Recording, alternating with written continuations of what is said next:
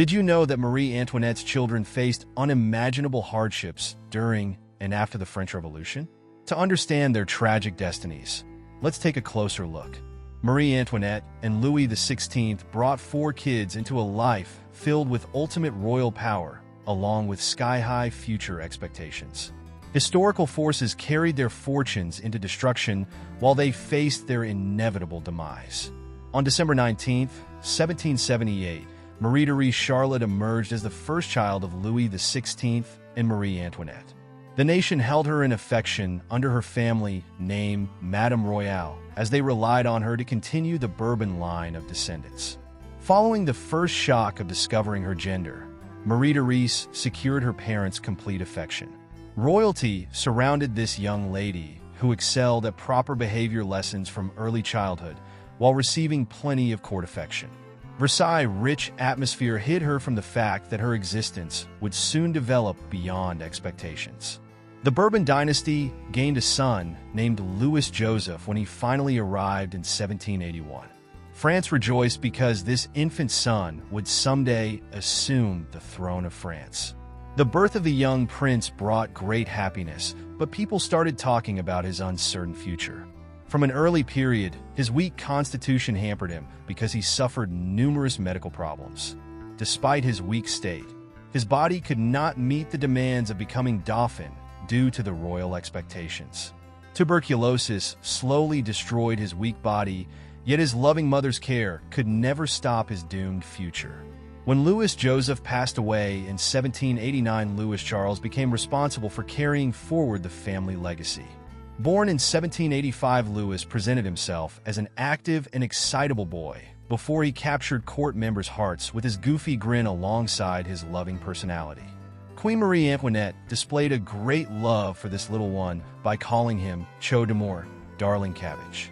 The unfolding events of his life revealed much darker paths than everyone initially expected. As the revolutionary conflict engulfed him, he transformed into a political hostage when the government tore him away from his mother before putting him through excruciating experiences.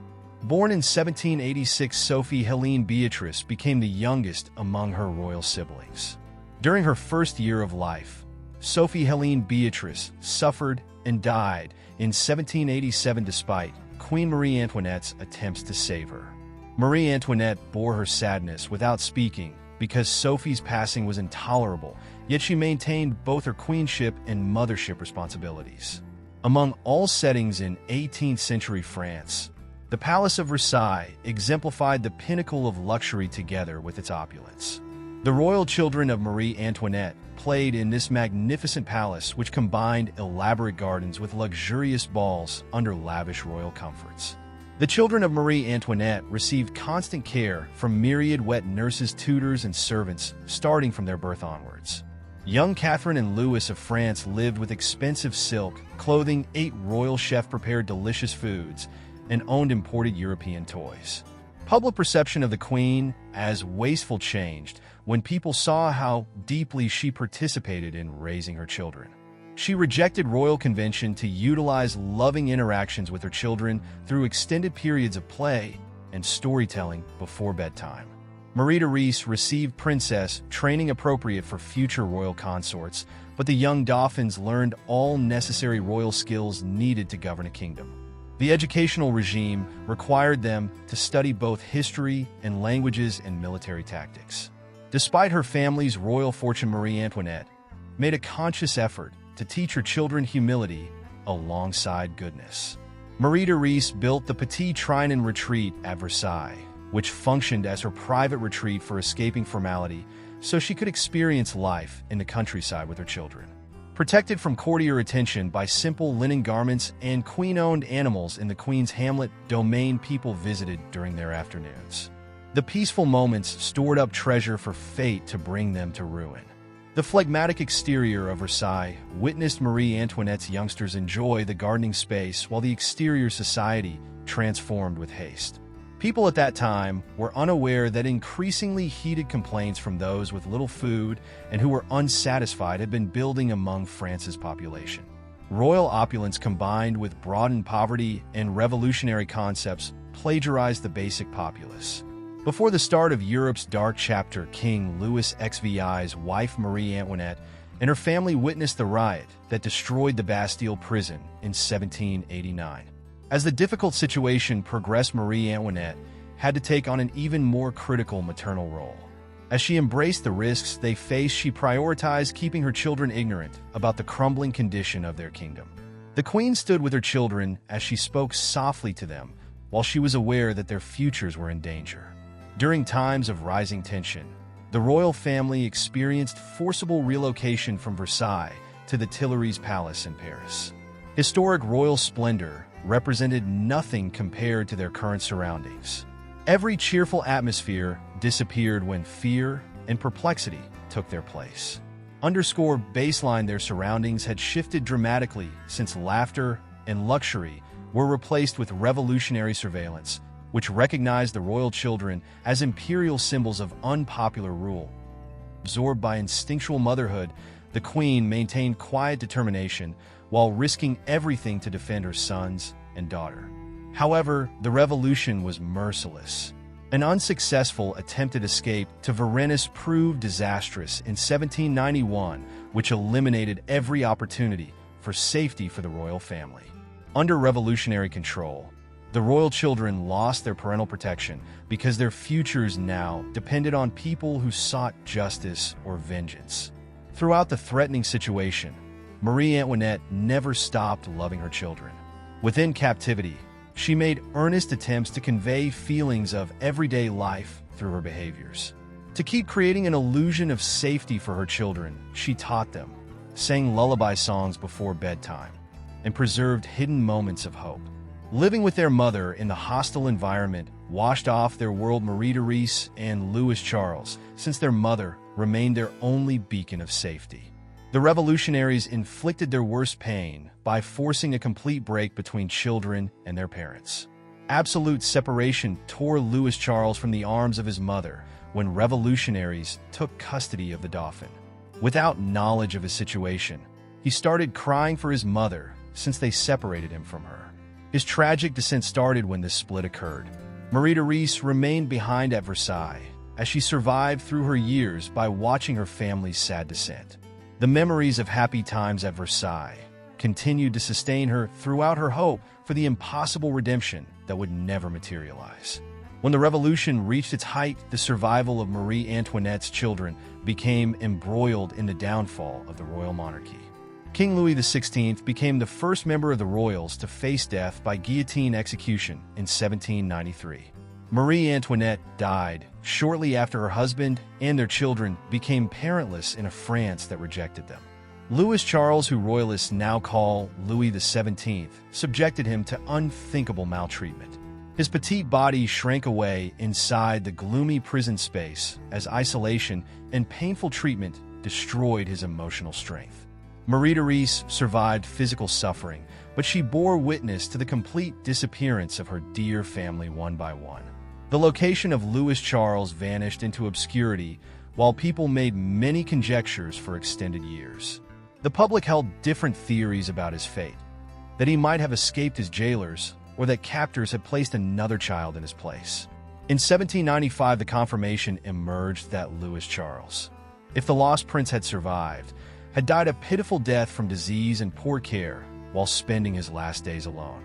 Following her release from captivity, the single survivor Marie-Therese faced exile. Her ghost followed her through every one of her remaining years because she became the sole survivor who shared the family's history with the world. On July 14, 1789, the French Revolution began when citizens overthrew the Bastille prison in a landmark event. Before the commencement of the French Revolution, the troubles for Marie Antoinette's children originated much earlier.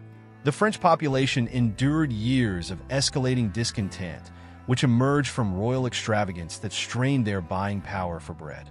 Within Versailles' gilded walls, Marie Antoinette's children lived without knowledge of external strife since Louis Joseph, Louis Charles, and Marie-Therese spent their time unaware of it.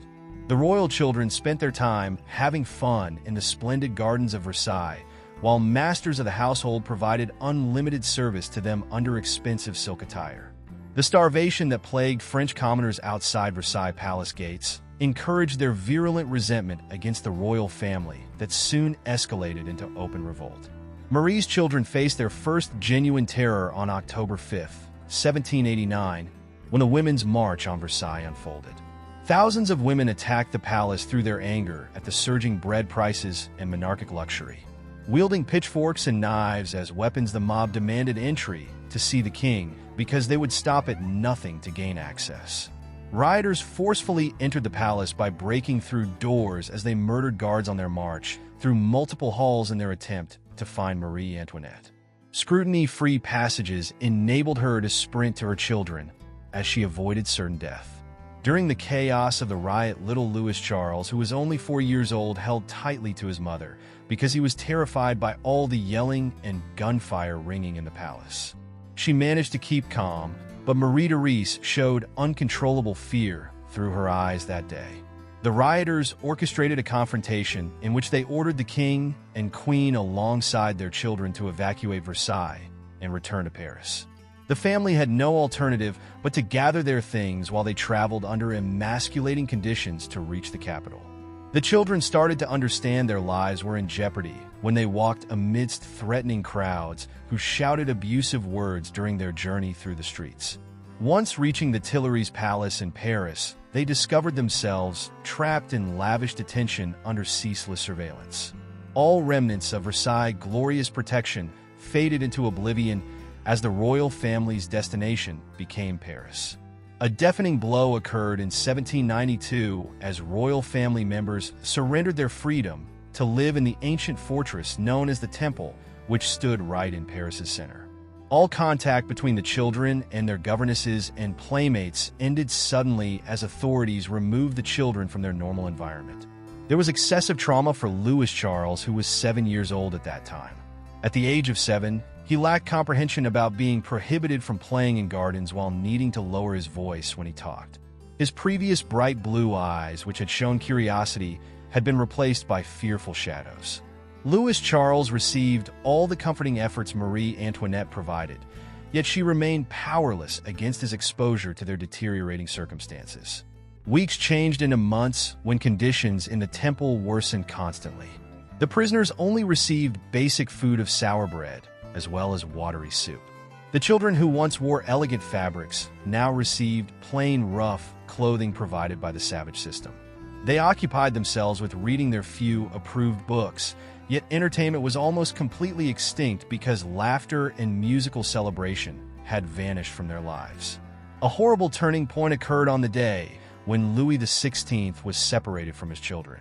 King Louis XVI, who functioned as a bastion of stability for his children until January 1793, faced execution. After the revolutionaries began calling him Louis XVII, Louis Charles found himself an orphan with no father in the hands of those before which his royal stature meant nothing. As Marie-Therese was reaching teenagehood, she struggled to maintain composure while enduring their multiplied hardships. The worst day of all occurred in July 1793, when revolutionaries split Louis Charles from his mother against her will. Republic defenders used the education of the prince for redisciplining purposes to isolate him from royal influence, which was a scheme to damage his mother's spirit. Marie Antoinette fought desperately to keep her son by her side, but the guards were relentless. Little Louis Charles screamed and cried as he was torn away from his mother, begging not to be taken.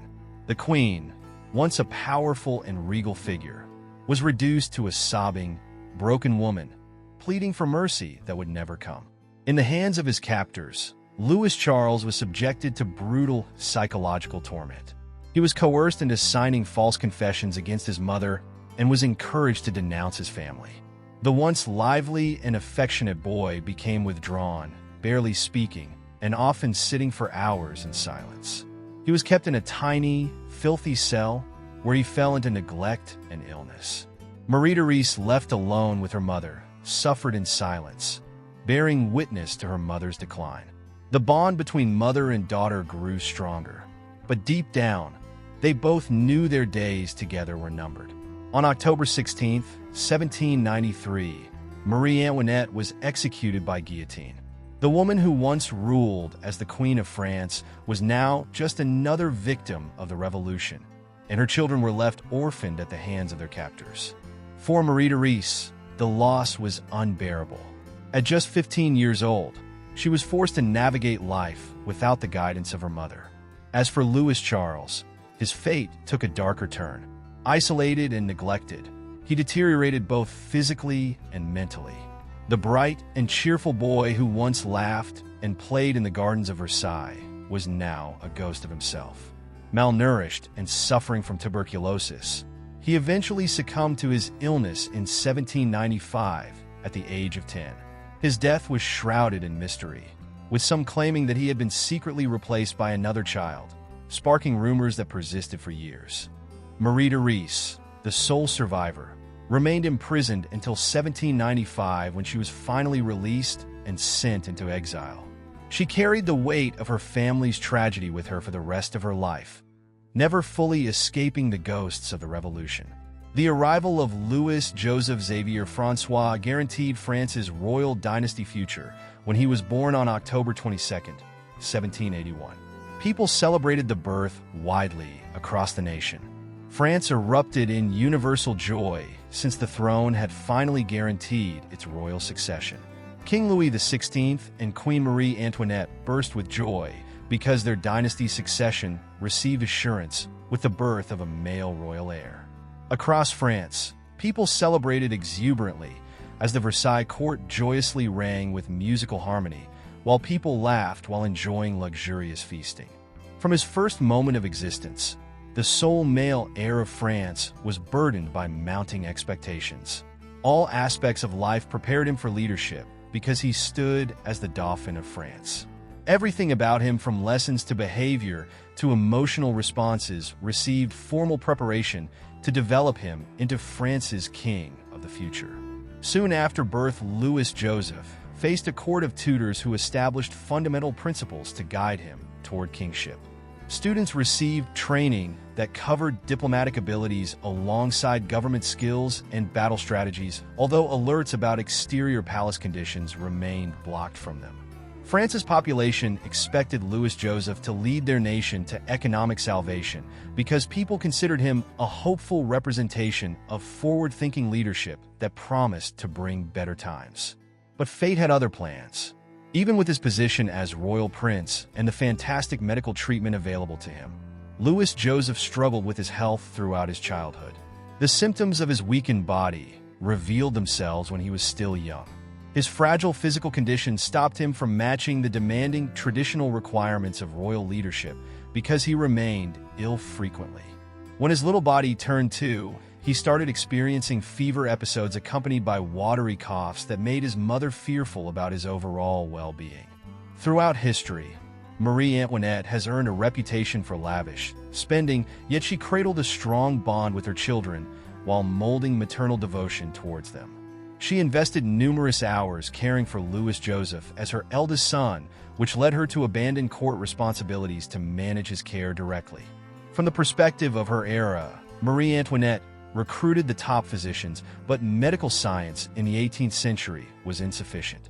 Despite the scarce knowledge about such diseases in that era, Louis Joseph fought an untreatable case of tuberculosis. Without adequate medical interventions, bloodletting and herbal remedies proved ineffective. Between her position as First Lady and inner emotional torment, Marie Antoinette continued to wish for divine intervention. Louis Joseph served as a gentle, curious patient who lived with medical complications. Louis Joseph found books delightful and became deeply interested in viewing the royal garden plant life, which inspired him.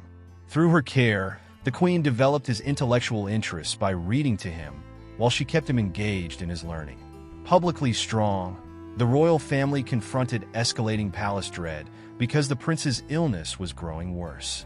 While aristocrats criticized her opulent spending, Marie Antoinette found comfort in being a mother to her children as she tried to protect them from escalating political problems.